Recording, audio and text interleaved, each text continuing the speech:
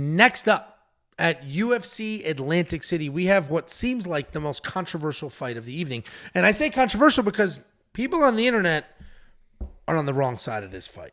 We got Nursulton Ruziboev taking on Sedriques Dumas, or SD Dumas. Nursulton Ruziboev is 33-8 overall, 5-0 in his last 5, riding a nice 7-fight win streak. He's taking on SD Dumas, 9-1 in his career, 4-1 in his last 5, coming off the decision win over Abu Azaitar.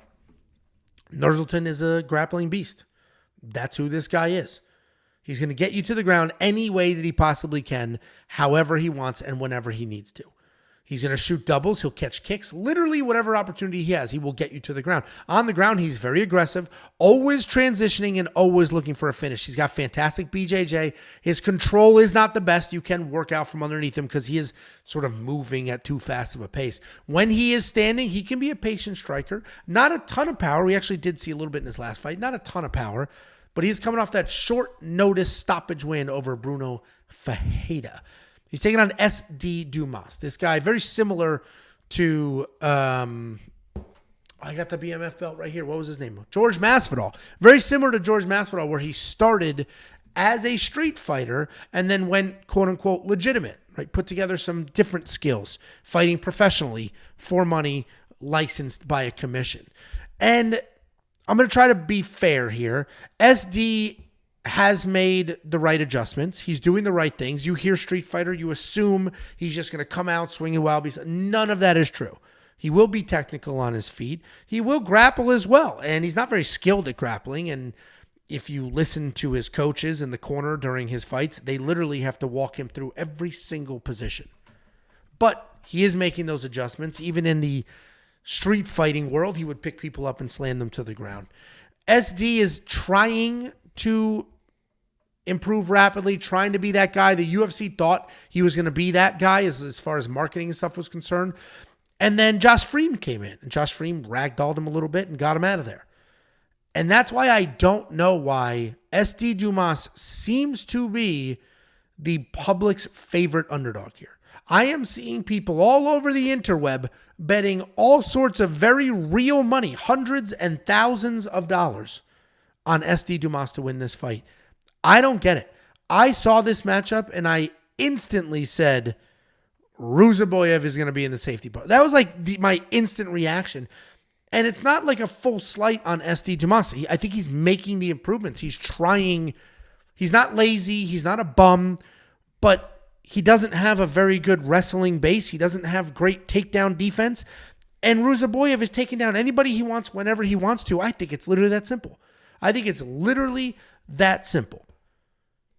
The fact that Ruziboev's line isn't just absolutely taken off is absolutely shocking to me. SD Dumas just beat a 40-year-old because a 40-year-old got tired. And I get it. People are going to say Ruziboev is a first-round guy. I don't think he needs to be anything more than that. I think he's going to get whatever takedowns he wants, and he's good to go. He's my most confident pick on this card. I said that last week against Stephen Wynn, and I looked pretty stupid. But Ruziboev's at least proven himself inside the cage against a very, very dangerous Bruno Ferreira. Ruziboev is the overwhelming pick. What do you think, Jakey boy? Yeah, I tried to warn you about Stephen as well. We were all over Zalal and Billy Q, and then we were all over Jarno and Stephen Wynn. So I'm with you on this one. SD is a guy that came in against a Zaitar, and thank God he got that first-round takedown. He got the takedown on Zaitar. That's how people beat Zaitar, right? He's a big, powerful guy, but if you get him to the ground, he really has nothing to offer. So SD was able to control that first round. And then the second round, didn't go back to the wrestling, kept his distance, and you could tell had a real fear of the power of Zaitar. Really didn't know how to place those entries. And good for SD Dumas, Zaitar didn't ever press the issue, right? He stayed at that range too, because I think he was worried about the takedowns as well. So it was kind of this weird fight. I actually thought that Zaitar might have won that fight, stole the second and third round. And if he was on the feet in the first round as well, I think he would have given SD some issues. So SD to me is just, and people have mentioned the chat, you mentioned, he just seems just still so green, still a little bit like he's thinking inside there. He's not flowing. He's thinking about, okay, I got to do this, I got to do that. I'm going to keep range. I'm afraid of my entries. I don't know the footwork to enter. And against a guy like Ruziboev, who is seasoned, right? He's got a million fights, a million finishes. He's going to be in your face, and he can wrestle the way he is. I just think it's a very tough fight for SD Dumas. So people are saying that Ruziboev is like this fraud and all this stuff, and maybe they're just trying to get ahead of the hype, right? You've seen it happen a lot this year, so maybe they just want to be like the "I told you so" type of people. But I think he's the better fighter in this matchup, and he knocked out Bruno in that last fight, catching a blind leg kick, coming over the top, sniping him. And if you watch SD, he throws a lot of lazy blind leg kicks in that same way. So I wouldn't even be surprised if that exact same thing happens. Maybe not, because he went like to a right. It was like an ankle pick to a right hand into a takedown, right? I think that even if he doesn't land that right hand, those kicks are gonna be there to catch for SD. And if he's on his back, he's gonna be in big trouble. So I like Ruziboev in this as well. Yeah, I mean, just go to the Josh Freem fight, and we don't need to do MMA math and all that and blah blah. But like, I'm not doing MMA math in, well, Nursulton beat Freem and Freem beat Dumas. I'm just doing watch the fight. Josh Freem, who's not great, had no issues with Dumas. No issues with Dumas at all. And Josh Freem's wrestling is not nearly as good as Ruziboev's wrestling. Not even close. And then if you go to the Cody Brundage fight, that was a very frustrating fight because I also picked Cody Brundage to beat Dumas. But he stepped up on very short notice, instantly took Dumas down. Instantly, without almost no effort at all. Took him down, no problem. There's a theme here. He kind of takes everyone down, doesn't he?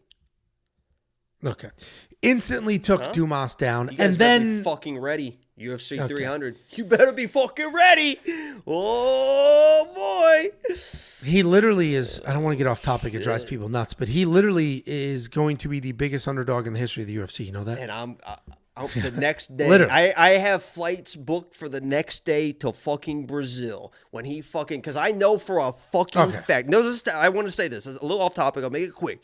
I know for a fucking fact that Bo Nickel, to open up UFC 300, does not want to be that lazy takedown guy that's just going to get a takedown. He just came off a knockout. He is going to try and step in and takes Cody's fucking head off. And Cody's going to slip him and hit this guy. He's going to stagger, and you're going to hear 20 million people go, oh my God. And then Cody's going to fucking pounce on this guy, and I'm going to be in Brazil the next day in my fucking mansion. It's going to be beautiful. Anyway, back to this fight. I'm very confident in Nursulton. I absolutely think he gets it done. $9,200 is not a problem for my DraftKings fantasy lineup. Jacob seems to agree with all of those statements. And if you do want to check out the picks, the bets, the round line leans, and more, WeWantPicks.com. Just click Become a Member. At the top, it is only $10 an entire month, and that will cruise you all the way through UFC 300. Before you go, let me give you $50. Anybody who goes to WeWantPicks.com/bets and signs up with any one of our affiliate partners gets $50 as a thank you. Use the link, sign up, make a deposit. We send you $50 as a thank you.